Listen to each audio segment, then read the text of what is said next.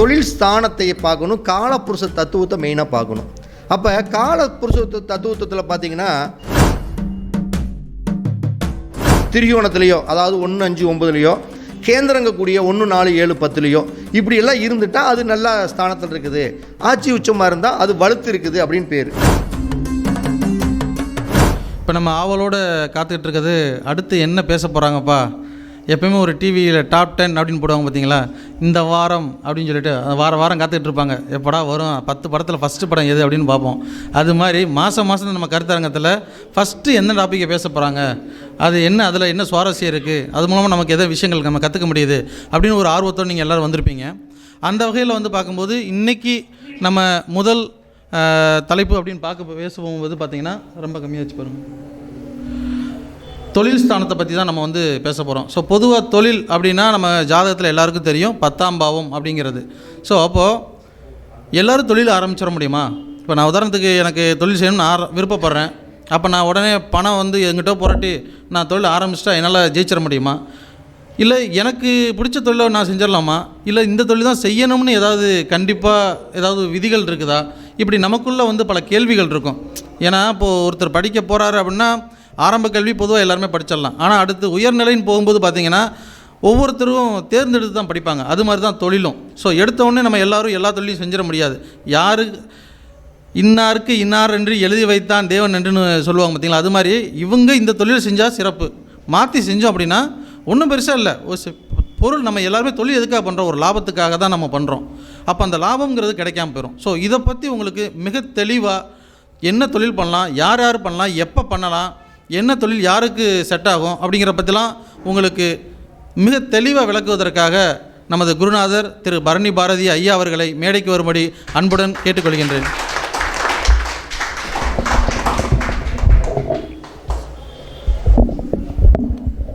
திருச்செந்தூர் முருகன் ஆசியோடு எல்லோரும் நலமுடன் வாழ நவகிரகங்களையும் பஞ்சபூதங்களையும் வணங்கி சரவணபவ பரணி பாரதியின் அன்பான இனிய வணக்கம். இந்த அற்புதமான விழாவிற்கு இன்றைக்கி சிறப்பு விருந்தினராக வருகை புரிந்திருக்கக்கூடிய வாஸ்து சாம்ராட் ஜோதிட மூத்த ஒரு அண்ணன் நம்ம வாஸ்து ஈஸ்வரன் ஐயா அவர்களை வருகன்னு வரவேற்று நம்ம இன்றைக்கி பேசக்கூடிய ஒரு தலைப்பு அப்படின்னு பார்த்தோம்னா, இப்போ நம்ம இன்றைக்கி பேசக்கூடிய தலைப்பு அப்படின்னு பார்த்தோம்னா 10ஆம் இடம். அந்த 10ஆம் இடம்ங்கக்கூடிய தொழில் அப்படிங்கக்கூடிய விஷயத்தை தான் நம்ம பேசுகிறோம். இப்போ தொழில் எல்லாத்துக்குமே கம்பல்சரி தேவை. ஏன்னா தொழில் மட்டும் இல்லை அப்படின்னா வீட்டில் யாருக்குமே ஒரு மரியாதை இருக்காது. எந்த ஒரு மனிதராக இருந்தாலும் ஏதோ ஒரு சக்திக்கு தகுந்த தொழிலை செய்யணும். அப்படி அந்த தொழில் செஞ்சோம்னா அவங்களுக்கு ஒரு மதிப்பு, மரியாதை, ஊருக்குள்ளே ஒரு கௌரவம் எல்லாமே கிடைக்கும்.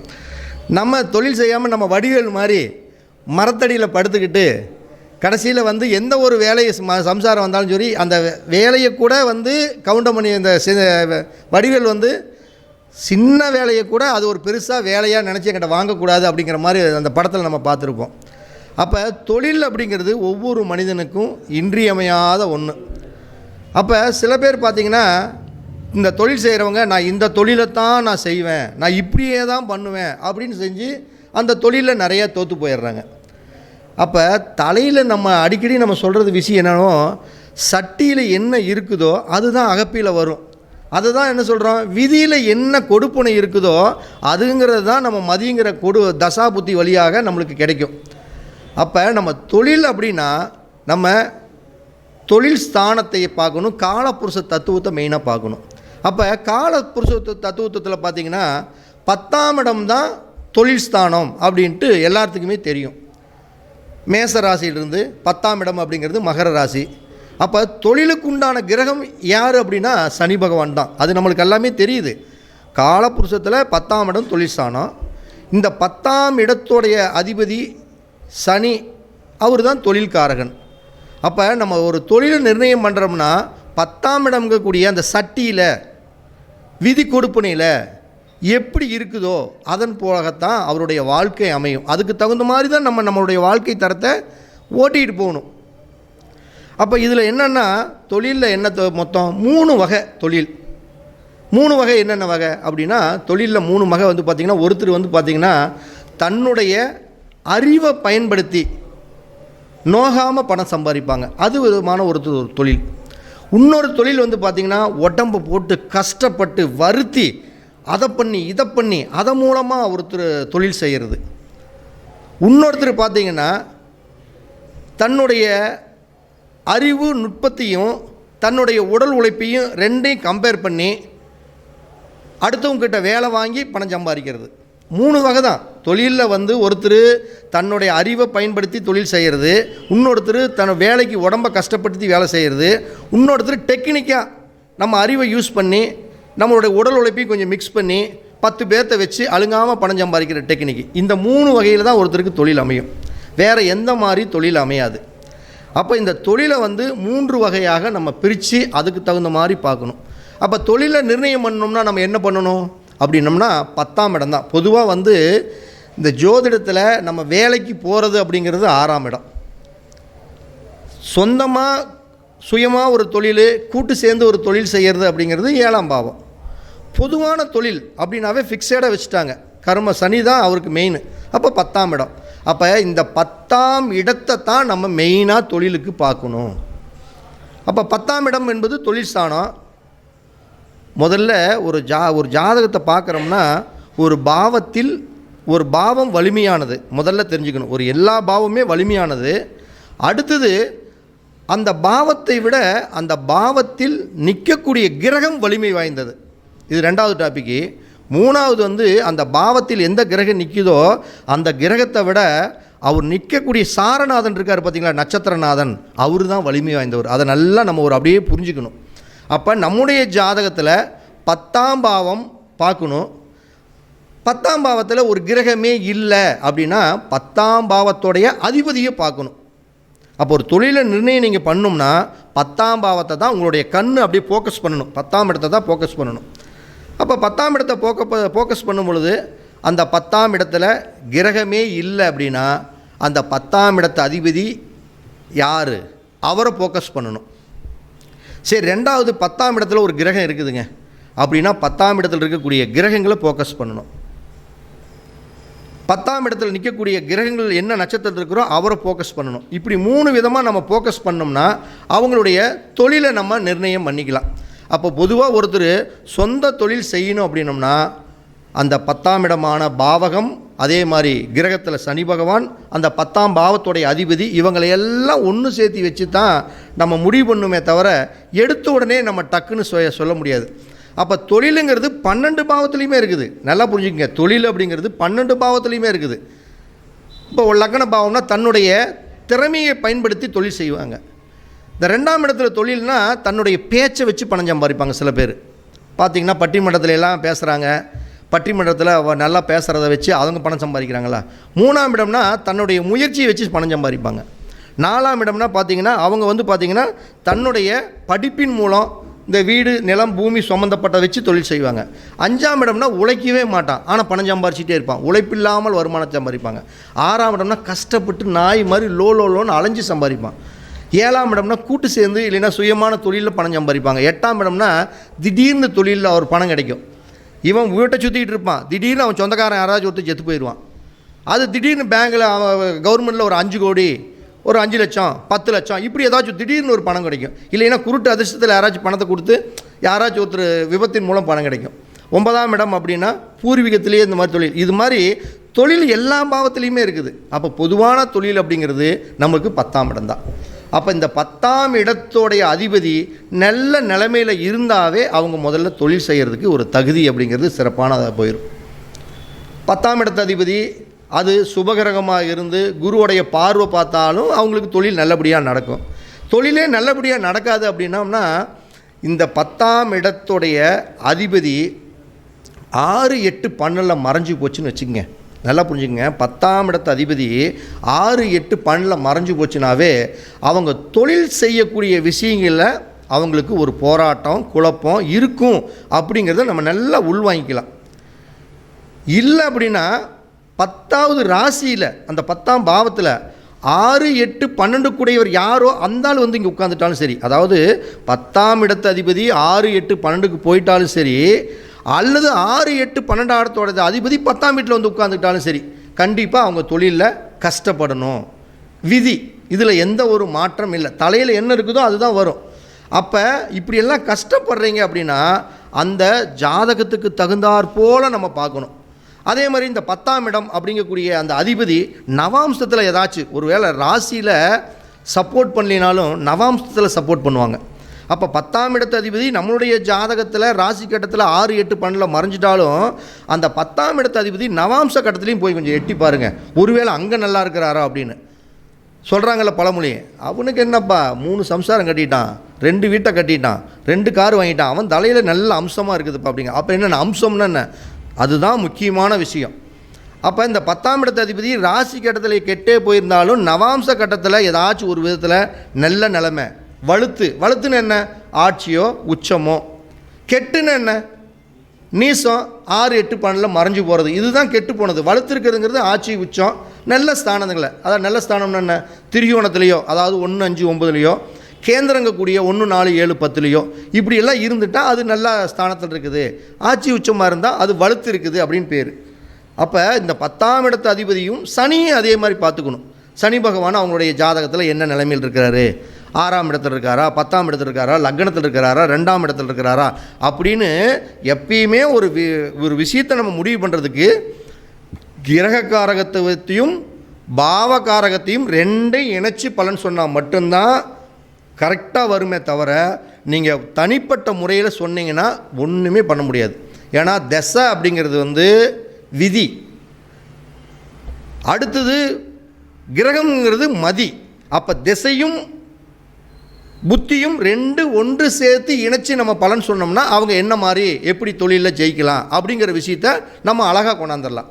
இப்போ ஒன்றும் இல்லை, ஒரு உதாரணத்துக்கு 10ஆம் இடத்துடைய அதிபதி நல்லா புரிஞ்சுக்குங்க. இது 10ஆம் இடத்து அதிபதியாக இருந்தாலும் சரி, 10ஆம் இடத்துல கிரகமே இல்லைனாலும் 10ஆம் இடத்துல நிற்கக்கூடிய கிரகம் இது 2ஐயும் எடுத்துக்கிட்டாலும் சரி, நீங்கள் இது 2ஐயும் யூஸ் பண்ணிக்கலாம் இந்த நான் சொல்லக்கூடிய விஷயத்த. அப்போ 10ஆம் இடத்து அதிபதி உங்களுடைய ஜாதகத்தில் லக்னத்தில் இருக்குதுன்னு வச்சுக்கோங்க. 10ஆம் இடத்து அதிபதி உங்களுடைய ஜாதகத்தில் லக்னத்தில் இருந்தால் அந்த ஜாதகர் தன்னுடைய முயற்சியினால தான் ஜெயிக்க முடியுமே தவிர அடுத்தவங்களுடைய முயற்சியில் ஜெயிக்கவே முடியாது. அதை நீங்கள் நல்லா புரிஞ்சுக்கணும். 10ஆம் இடங்கிறது லக்ன பாவங்கிறது தன்னுடைய திறமை, தன்னுடைய முயற்சி, தன்னுடைய சுய கௌரவம் அப்படிங்கிறது லக்ன பாவம். அப்போ 10ஆம் இடத்து அதிபதி லக்னத்தில் இருந்தால் தன்னுடைய முயற்சியால் ஒரு தொழிலை நிர்ணயம் பண்ணிக்கணும். தன்னைத்தானே வெளிப்படுத்தி தான் அவங்க தொழிலை ஜெயிக்கணும். நான் தன்னைத்தானே நான் வெளிப்படுத்த மாட்டேன் அப்படின்னா தொழிலில் ஜெயிக்க முடியாது. அதே மாதிரி 10ஆம் இடத்தோட அதிபதி 2ஆம் இடத்துல இருந்தால், 2ஆம் இடம்னு என்ன, கண்ணு, 10ன்னு என்ன, தொழில். அப்போ 10ஆம் இடத்து அதிபதி 2ஆம் இடத்துல இருந்தால் தொழிலை கண்ணு கருத்துமாக செய்வாங்க. நல்லா புரிஞ்சுக்கிட்டீங்களா? 10ஆம் இடத்து அதிபதி 2ஆம் இடத்துல இருந்தால் தொழிலை கண்ணு கருத்துமாக செய்வாங்க. பணம் சம்பந்தப்பட்ட தொழில் ரீதியான அமைப்புகளை உருவாக்கிக்குவாங்க. இதுதான் ஜாதகத்தில் பலனே. இப்படி தான் நீங்கள் நோட் எடுத்து பார்த்தாலும் இப்படி தான் பார்த்துக்கணும். அதே 10ஆம் இடத்து அதிபதி 2ஆம் இடத்துல இருந்ததுன்னா தன்னுடைய பேச்சை வச்சு பணம் சம்பாரிச்சிக்கலாம். விதியில் நான் என்ன சொல்கிறேன்னா, பணம் சம்பாதிக்கிறதுக்கு நல்ல டெக்னிக் இருக்குது. இந்த தொழில் எந்த பாவத்தில் எதன் ரீதியாக தொடர்பு கொள்ளுங்கிறது பார்த்துட்டு தான் நம்ம பண்ணணும். அப்போ 10ஆம் இடத்து அதிபதி 2ஆம் இடத்துல இருந்தால் 2ஆம் இடமான பேச்சு அதனை சார்ந்த தொழிலை அமைச்சிக்கிட்டாங்கன்னா அவங்க தொழிலில் ஜெயிச்சிடுவாங்க. இதே 10ஆம் இடத்து அதிபதி 3ஆம் இடத்துல இருக்குன்னு வச்சுக்கோங்க. அப்போ 10ஆம் இடம்னா தொழில், 3ஆம் இடம்னா வீரியம். 10ஆம் இடத்து அதிபதி 3ஆம் இடத்துல இருந்தால் தொழிலில் ஒரு வீரியமாக செயல்பட மாட்டான். 10ஆம் இடத்து அதிபதி 3 இருந்தால் ஒரு தொழிலை மந்தமாக செய்வான். ஒரு வீரியத்தோட ஸ்ட்ரென்த்தோட ஒரு ஸ்ட்ராங்காக செய்ய மாட்டாங்க. பார்த்துக்கலாம், செஞ்சுக்கலாம், அப்புறமேரி பேசிக்கலாம், இப்படியெல்லாம் அவங்களோட எண்ணங்கள் போகும். அப்படி எண்ணங்கள் போச்சு அப்படின்னு என்ன, தொழிலை ஜெயிக்க முடியுமா? ஒரு தைரியம் இருக்குமா? வெற்றி பெற முடியுமா? முடியாது. அப்போ 10ஆம் இடத்து அதிபதி 3ஆம் இடத்துல இருக்குது அப்படின்னா முதல்ல நீங்கள் என்ன பண்ணணும், ஒரு வேலையை ஒரு தொழிலை தைரியத்தோட வீரியத்தோட சட்டனா அந்த வேலையை அப்போவே செய்யணும். துணிஞ்சு அடிச்சுக்கிட்டே இருக்கணும். இல்லைன்னா கண்டிப்பாக தோற்று போயிடுவாங்க. இதே 10ஆம் இடத்து அதிபதி 4ஆம் இடத்துல இருக்குது அப்படின்னா 4ஆம் இடங்கிறது ஒரு விதத்தில் சுகம். 10ஆம் இடத்து அதிபதி 4ஆம் இடத்துல இருந்தால் இந்த நிலம் சம்மந்தப்பட்ட தொழில், பூமி சம்மந்தப்பட்ட தொழில், கட்டடம் சம்மந்தப்பட்ட தொழில், வண்டி வாகனம் சம்மந்தப்பட்ட தொழில், இந்த மாதிரி தொழிலெல்லாம் சூப்பராக செய்யலாம். படிப்புத்துறை சார்ந்த தொழிலெல்லாம் எடுத்து நம்ம எடுத்துக்கலாம். 10ஆம் இடத்து அதிபதி 4 இருக்குன்னா இந்த 4ஆம் பாவ காரகத்தில் என்ன இருக்குதோ அதனை சார்ந்து எந்தெந்த தொழில் இருக்குதோ அதை பூரா நம்ம செய்யலாம். செஞ்சோம்னா அவங்களுக்கு ஒரு பண வருவாய் அப்படிங்கிறது இருக்கும். இதே 10ஆம் இடத்து அதிபதி 5ஆம் வீட்டில் இருக்குது, 10ஆம் இடம்னா தொழில், 5ஆம் இடம்னா நம்முடைய குடும்பம் சந்ததிகளாக வரக்கூடியது. அப்போ குடும்ப தொழில் எந்த தொழிலோ அந்த தொழிலை எடுத்து செய்யலாம். 5ஆம் இடம்னா என்ன? கமிஷன், உடல் உழைப்பு இல்லாத வருமானம்ங்கிறது 5ஆம் இடம். 10ஆம் இடத்து அதிபதி 5ஆம் இடத்துல இருக்குதுன்னா உடல் உழைப்பு இல்லாமல் என்னென்ன தொழில் இருக்குதோ அதை வச்சு சம்பாரிச்சிக்கலாம். நல்லா புரிஞ்சுக்கலாம் நான் சொல்கிறது. 5ஆம் இடங்கிறது உடல் உழைப்பு இல்லாத வருமானம். அப்போ உடல் உழைப்பு இல்லாமல் இந்த தரகு, கமிஷனு இந்த மாதிரி ஒரு தொழிலை செஞ்சாங்கன்னா அதே மாதிரி குலத்தொழிலை செஞ்சாலும் அவங்களுக்கு ஒரு வளர்ச்சி கொடுக்கும். ஆனால் 10ஆம் இடத்து அதிபதி 6ஆம் இடத்துல இருந்தால் அது சிறப்பான பலனையே கொடுக்காது. அவன் 10ஆம் இடத்து அதிபதி 6ஆம் இடத்துல இருந்தால் நான் ஒரு தொழிலை செய்யக்கூடாது. நீங்கள் 10ஆம் இடத்து அதிபதி 6ஆம் இடத்துல இருந்தால் யார் நான் ஒரு 10 லட்ச ரூபா போட்டு ஒரு பிஸ்னஸ் பண்ணுறேன், நான் கூட்டு சேர்ந்து ஒரு தொழில் செய்கிறேன் அப்படின்னு செஞ்சீங்கன்னா நிச்சயமாக 100% நீங்கள் மிகப்பெரிய கடன்காரன் ஆயிடுவீங்க. அதில் மாற்றமே இல்லை. நிறையா ஜாதகத்தை பார்த்தாச்சு. ஏன்னா 6ங்கிறது என்ன? கடன், நோய், வம்பு, வழக்கு, பிரச்சனை. அப்போ 10ஆம் இடத்து அதிபதி போய் சனி, இந்த 10ஆம் இடத்து அதிபதி எந்த கிரகமாக இருந்தாலும் அவர் போய் இந்த நோய், கடன், வம்பு, வழக்கு ஸ்தானத்தில் இருந்தால் என்ன ஆகும்? அங்கே கடன் தான் வரும், தொழிலில் ஜெயிக்க முடியாது. அப்போ பிரச்சனை மேலே பிரச்சனை தான் வரும். அப்போ 10ஆம் இடத்து அதிபதி ஜாதகத்தில் 6ஆம் இடத்துல இருந்துன்னா சொந்த தொழில் செய்யலாம், 10 லட்ச ரூபா போட்டு முதலீடு போட்டு தொழில் செய்யலான்னு நினச்சிங்க அப்படின்னா விதியில் என்ன இருக்குதோ அதுதான் சட்டியில் வருங்க. அதை மீறி வரவே வராது. நீங்கள் அந்த வேலைக்கு போகக்கூடாது. அப்போ அவங்க என்ன பண்ணலாம்? 6ஆம் இடங்கிறது வேலைக்காரன், வேலை ஆட்கள். 10ஆம் இடத்து அதிபதி 6ஆம் இடத்துல இருந்தால் வேலைக்கு தான் போய்க்கணும், அடுத்தவங்க கிட்ட கை நீட்டி சம்பளம் தான் வாங்கிக்கணும். இப்படிப்பட்ட தொழிலை தேர்ந்தெடுத்திங்கன்னா கண்டிப்பாக தொழிலில் அவங்க நல்லா சம்பாரித்து 4 காசு மிச்சம் பண்ணிடுவாங்க. பார்ட்னர் பிஸ்னஸ் பண்ணுறேன், நான் பார்ட்னர் போட்டு பண்ணுறேன்னா நிச்சயமாக தோற்றுருவாங்க. அதே மாதிரி 10ஆம் இடத்து அதிபதி 7ல் இருக்குது. கூட்டு தொழில் நிச்சயம் சிறப்பான பலனை கொடுக்கும், சமூகத்தில் மிகப்பெரிய அந்தஸ்தை கொடுக்கும். தன்னுடைய வாழ்க்கை துணையை கூட்டாக போட்டு நம்ம வேலை செஞ்சோம்னு வச்சுக்கோங்க, தொழில் செஞ்சோம்னு வச்சுக்கோங்க, மிகப்பெரிய வெற்றியை அடைஞ்சிடலாம். கூட்டு தொழிலும் பக்காவாக இருக்கும். இப்போ கூட்டு தொழில் 10ஆம் இடத்து அதிபதி 7ஆம் இடத்துல இருந்தால் தான் கூட்டு தொழிலுக்கு போகணும், ஒரு பார்ட்னருக்கு சேர்த்த முடியும். இல்லைன்னா நம்ம ஒன்றுமே பண்ண முடியாது, கடைசியில் நஷ்டத்தை தான் சந்திக்கணும். இதே 10ஆம் இடத்து அதிபதி 8ஆம் இடத்துல இருக்குது. இவன் தொழிலுக்கு ஆகாத ஆளுன்னா போடுறது 1 லட்சத்தை போட்டுட்டு எனக்கு 1 கோடி ரூபா வரணும்னு திங்க் பண்ணுவான். அதிர்ஷ்டத்தை நம்புற ஆள் 10ஆம் இடத்து அதிபதி 8ஆம் இடத்துல இருந்தால் அதிர்ஷ்டத்தை நம்புற. உடல் உழைக்கக்கூடாது. கவுண்டமணி மாதிரி, மன்னன் படத்தில் மாதிரி நீங்கள் ஒன்றுமே வேலை தெரியாமல் வருவீங்க, உங்களுக்கு நாங்கள் வேலையை கற்றுக் கொடுப்போம், கற்றுக் கொடுத்துட்டு நீங்கள் எங்ககிட்ட ஏற்றுக்குவீங்க அப்படின்னு சொன்னோன்னா அவன் சொல்லுவான் பாரு, இந்த நம்ம கம்பெனிலேயே எந்த வேலையும் செய்யாமல் சம்பளம் வாங்குற ஒரே ஆள் இவர் தான். ஏன்னா இவங்க அப்பா சாகிறப்ப வேலை செய்கிறப்ப செத்து போயிட்டார், அதனால அந்த வேலையை அவர் கொடுத்துட்டாரு அப்படின்னு சொன்ன திருன்னு ஒழிப்பான் பாரு. அந்த கதை. 10ஆம் இடத்து அதிபதி 8ல் இருந்தால் இந்த அதிர்ஷ்டத்தை நம்பக்கூடிய ஆளுங்க தொழில் செஞ்சுட்டு இருக்கப்போ லாட்டரி ஷீட்டில் பணம் உழுகுமா, அங்கே உழுகுமா, இல்லை இந்த தொழிலில் படுத்துக்கிட்டு இப்படி வருமா அப்படி வருமானு பார்ப்பாங்க. அப்போ 10ஆம் இடத்து அதிபதி 8ஆம் இடத்துல இருந்தால் இந்த அதிர்ஷ்டத்தை தயவு செய்து நம்பாதீங்க, பெருசாக கிடைக்கணும்னு பண்ணாதீங்க. உடல் உழைப்புக்கு முக்கியத்துவம் கொடுங்க. உடல் உழைப்புக்கு முக்கியத்துவம், அதிக உடல் உழைப்பு முக்கியத்துவம் கொடுத்தா தான் நீங்கள் உங்கள் குடும்பத்தை ஓட்டி பணம் சம்பாதிக்க முடியுமே தவிர இல்லைன்னா சம்பாதிக்கவே முடியாது. 10ஆம் இடத்து அதிபதி 9ஆம் இடத்துல இருக்குது. பூர்வீக தொழில், தன்னுடைய அப்பா தாத்தா என்ன செஞ்சுட்டு தான் அந்த தொழில் பக்காவாக செட் ஆகும். வெளியூர் வெளிநாட்டில் தொழில் போய் செய்யலாமா? 10ஆம் இடத்து அதிபதி 9ஆம் இடத்துல இருந்தால் வெளியூர் வெளிநாடு வெளி மாநிலங்களுக்கு போய் வேலை செய்யணும். நல்லா புரிஞ்சுக்கங்க. 10ஆம் இடத்து இன்னொரு விஷயத்தையும் சொல்கிறேன். 10ஆம் இடத்து அதிபதி 3 இருந்தால் சொந்த ஊரில் வேலை செய்யக்கூடாது. சொந்த ஊரில் வேலை செஞ்சான்னா அவன் தோற்று போயிடுவான், பணம் சம்பாதிக்க முடியாது. ஏன்னா 4ஆம் இடங்கிறது நிலையாக ஒரே ஊரில் இருக்கிறது, பிறந்த ஊர் என்பது 4ஆம் இடம். நம்ம ஊர் விட்டு ஊர் போகுது என்பது 3ஆம் இடம், 9ஆம் இடம், இது எல்லாமே. அப்போ 10ஆம் இடத்து அதிபதி 3 இருந்தாலும் சொந்த ஊரை தயவு செய்து வேலையே கிடைச்சாலும் செய்யாதீங்க. அட்லீஸ்ட் ஒரு 10 கிலோமீட்டருக்கு அந்த பக்கம் போய் வேலை செஞ்சாலும் பொழைச்சிக்குவோம். இதே 10ஆம் இடத்து அதிபதி 9ஆம் இடத்துல இருந்தால் நம்ம ஊரோட அடுத்த ஊர், ஒரு டவுனு, அந்த மாதிரி ஒரு இடத்துக்கு ட்ராவல் பண்ணி போய் பண்ணினாங்கன்னா நிச்சயம் ஒரு தொழில் அமையும். இதே 10ஆம் இடத்து அதிபதி 10லேயே இருந்தால் அவன் தாங்க தொழிலில் கிங் மேக்கர் அப்படிங்கிறாங்கல்ல. 10 பேர் 20 பேர் வச்சு மிகப்பெரிய தொழிலில் நிறைய பணம் சம்பாதிக்கிறாங்கன்னா 10ஆம் இடத்து அதிபதி 10ஆம் இடத்துல இருந்தால் நிறைய தொழில், நிறைய ஆளுகளை வச்சு நிறைய சம்பாரித்து பணம் காசு அப்படிங்கிறது மேலும் வளர்ச்சி அடைஞ்சிக்கிட்டே இருப்பாங்க. இந்த 10ஆம் இடத்து அதிபதி 11ல் இருக்குது. அவங்களும் மிகப்பெரிய கொடுத்து வச்சவங்க, தொழிலில் நல்ல வருமானத்தை சம்பாதித்து சேர்த்துக்கிட்டே இருப்பாங்க, நல்ல ஒரு அதிர்ஷ்டமாக இருந்துகிட்டே இருக்கும். அவங்க செஞ்சால் அந்த தொழில் லாபம் தான். எந்த தொழில் செஞ்சாலும் போட்டால் அப்படியே ஒன்றுக்கு டபுள் இப்படி அமைப்பை கொடுக்கும். இந்த 10ஆம் இடத்து அதிபதி 12ல் அப்படின்னா அது மறைவு ஸ்தானம் தான். அப்போ 12ல் மறைஞ்சு போச்சுன்னா நீங்கள் எத்தனை லட்சம் ரூபாயாக இருந்தாலும் சரி, எத்தனை கோடி ரூபாய் போட்டாலும் சரி, அவங்க சொந்த தொழிலில் தோற்றுக்கிட்டே தான் இருப்பாங்க. அவங்க போடுற அளவுக்கு பணம் சம்பாதிக்க முடியாது. நஷ்டத்துக்கு மேலே நஷ்டம் வந்துக்கிட்டே இருக்கும். அப்போ நம்ம என்ன சொல்கிறோம், 10ஆம் இடத்து அதிபதி 12 இருக்குது, நம்ம முதலீடு போட்டு ஒரு தொழில் செஞ்சு ஆரம்பிக்கலாம்னா கண்டிப்பாக தோற்று போயிடுவீங்க, நட்டத்தை தான் கொடுக்கும். அப்போ நான் என்ன திருப்பி எதுக்கு சொல்கிறேன்னா, தலையில் சட்டியில் என்ன இருக்குதோ, விதியில் என்ன இருக்குதோ அதுதான் நடக்க போகுது தன்னுடைய தசாபுத்தி வழியாக. அப்போ 10ஆம் இடத்து அதிபதி 12ஆம் இடத்துல இருந்தால் கண்டிப்பாக சொந்த தொழில் செய்யக்கூடாது. அப்படி செஞ்சாங்கன்னா பல விதத்தில் நஷ்டங்களை கொடுக்கும். அப்போ இப்படிப்பட்டவங்க எல்லாமே வாழ்க்கையில் ஒரு விதத்தில் ஜெயிக்கணும். யார் ஜெயிக்கணும்? மித்தாளுக. இந்த 3ஆம் இடம், 6ஆம் இடம், 8ஆம் இடம், 12ஆம் இடம், இவங்களுக்கு தானே பிரச்சனை. மித்தாளுகளுக்கெல்லாம் பிரச்சனை இல்லையே.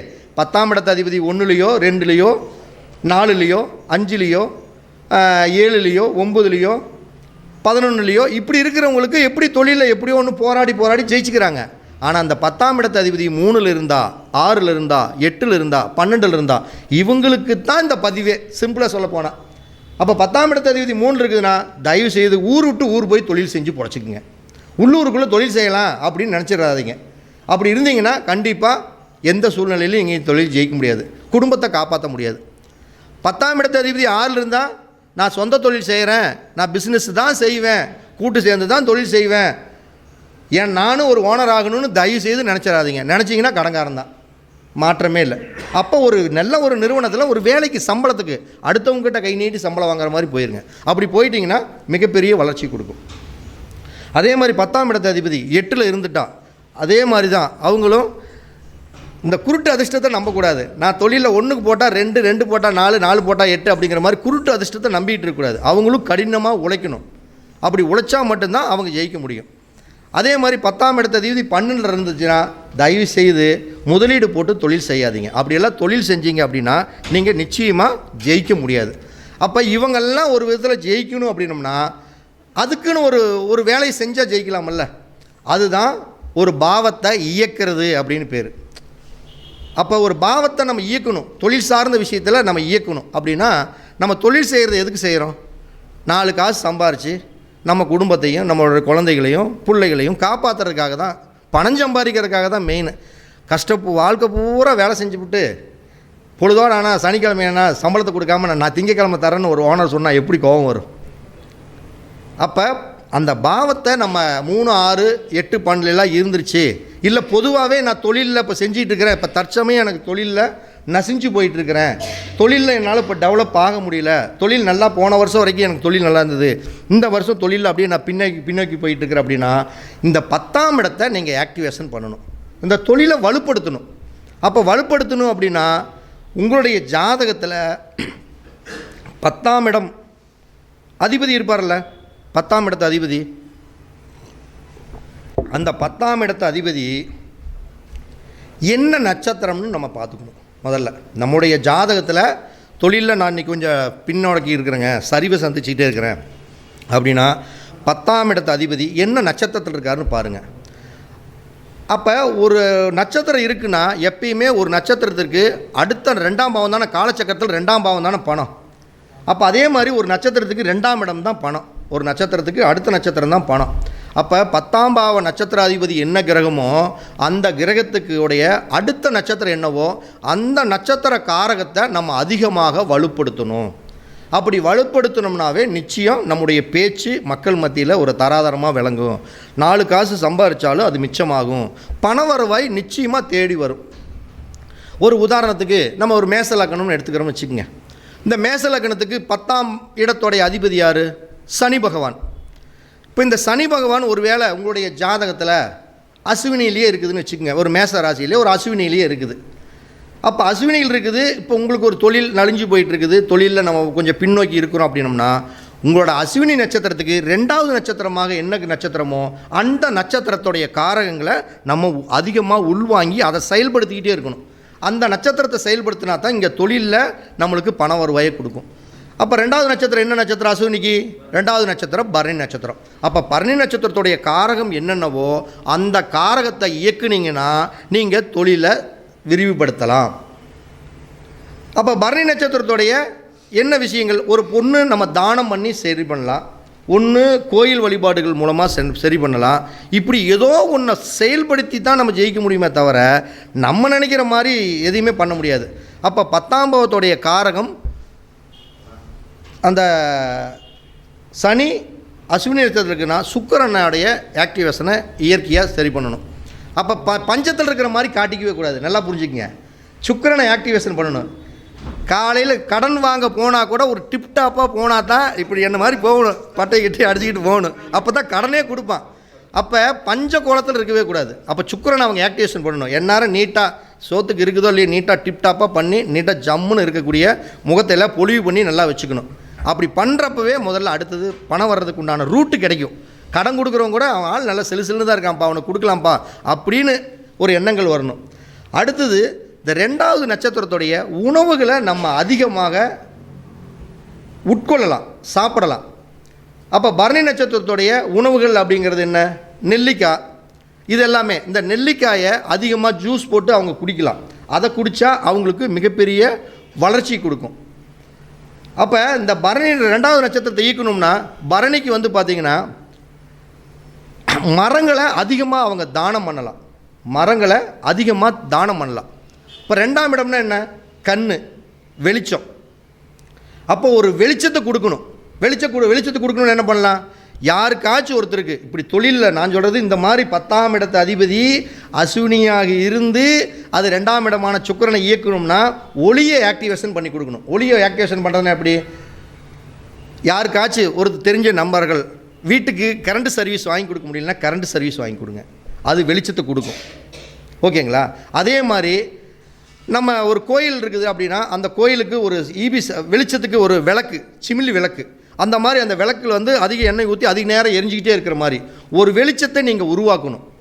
அப்படி அந்த பொருள்களை தானம் பண்ணணும். ஒரு இபி ஆஃபீஸ் சம்மந்தப்பட்ட அந்த கரண்ட்டை வந்து யாருக்காச்சும் வந்து நம்ம ஒருத்தருக்கு இபி சர்வீஸ் வாங்கி கொடுக்கணும்.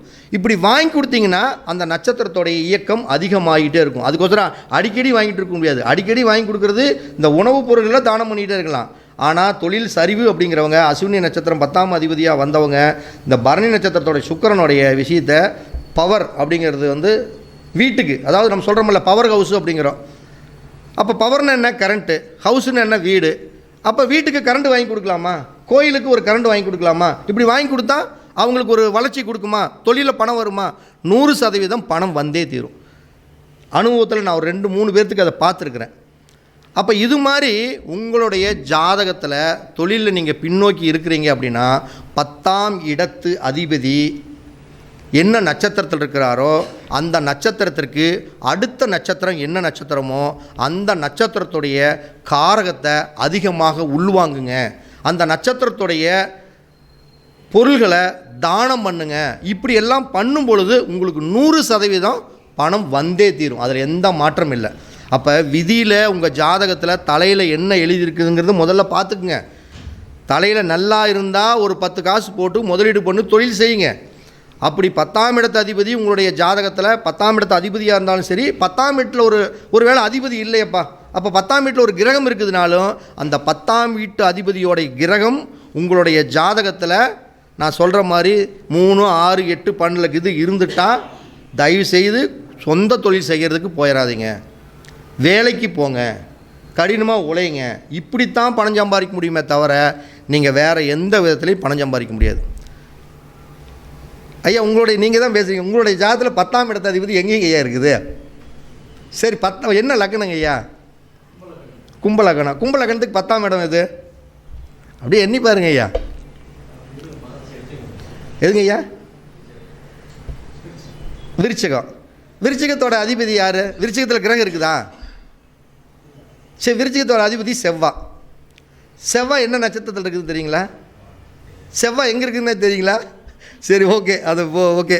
அப்போ நம்ம ஒரு ஜாதகத்தை பார்த்தோம்னா நம்ம முதல்ல இன்றைக்கி பழமொழியே இருக்குதுல்ல, என்ன சொல்கிறாங்க, அதாவது கண்ணுக்கு கண்ணாக ஒரு தொழில் செய்கிறவனுக்கு தான் கண்ணுக்கு கண்ணாக, எங்கள் ஊரில் பேசுவாங்க, இந்த பழமொழி தான் பேசுவாங்க. கண்ணுக்கு கண்ணாக ஒருத்தன் தொழில் செய்கிறானோ அவன் தான் கண்ணுக்கு கண்ணாக ஒரு பொண்ணை வச்சு நல்லா காப்பாற்றுவாம்பாங்க எங்கள் ஊரில்.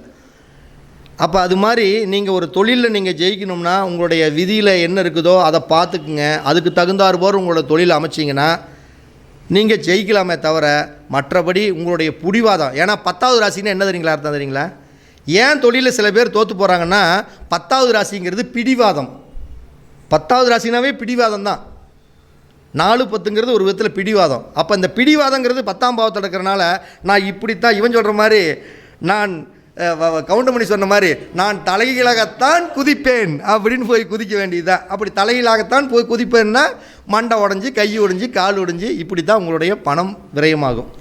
அப்போ நீங்கள் உங்களுடைய ஜாதகத்தை நான் சொல்கிற மாதிரி ஏங்கலில் உங்கள் நோட்டை எடுத்து திறந்து வச்சு பார்த்து இப்படியெல்லாம் இருந்தால் இந்த விதிக்கு தகுந்த மாதிரி போய் பழகிக்கிங்க. இப்போ தொழிலில் நான் சந்திச்சுக்கிட்டு இருக்கிறேன் தோல்வியை, தொழிலில் கொஞ்சம் நஷ்டமாயிட்டு இருக்கிறேன் அப்படின்னா உங்களுடைய 10ஆம் இடத்து அதிபதி அல்லது 10ஆம் இடத்துல ஏதாச்சும் ஒரு கிரகங்கள் இருந்தால் அந்த கிரகங்கள் நின்ற நட்சத்திரம் எதுவோ அந்த நட்சத்திரத்துக்கு 2வது நட்சத்திரத்துடைய விஷயங்களை ஆக்டிவேஷன் பண்ணுங்கள். இப்போ சுக்கிரன்னு சொன்னேன். சுக்கிரன்னா என்ன? அடுப்பை வந்து தானம் பண்ணுங்கள். இது மாதிரி கேஸ் அடுப்பு வாங்கி கொடுங்க நிறைய பேர்த்துக்கு. அடுப்புனா நம்ம பழைய காலத்தில் அந்த அடுப்பு, இப்போ கேஸ் அடுப்பு இல்லாதவங்களுக்கு கேஸ் அடுப்பு வாங்கி கொடுங்க. இது மாதிரி அந்தந்த விஷயத்தை வந்து அப்போ என்ன தெரியணும் உங்களுக்கு, நட்சத்திரத்துடைய உணவுகள், காரகங்கள், நட்சத்திரத்துடைய பொருள்கள் நீங்கள் தனித்தனியாக கொஞ்சம் திங்க் பண்ணி பாருங்கள். பண்ணும் பொழுது சூப்பராக இருக்கும். ஓகேங்களா? இதுதான் இந்த தொழிலை இயக்கக்கூடிய ஒரு விஷயம். இவ்வளோ நேரம் பொறுமையாக கேட்ட அனைவருக்குமே என்னுடைய நெஞ்சார்ந்த நன்றிகள், என்னுடைய மனமார்ந்த வாழ்த்துக்கள்.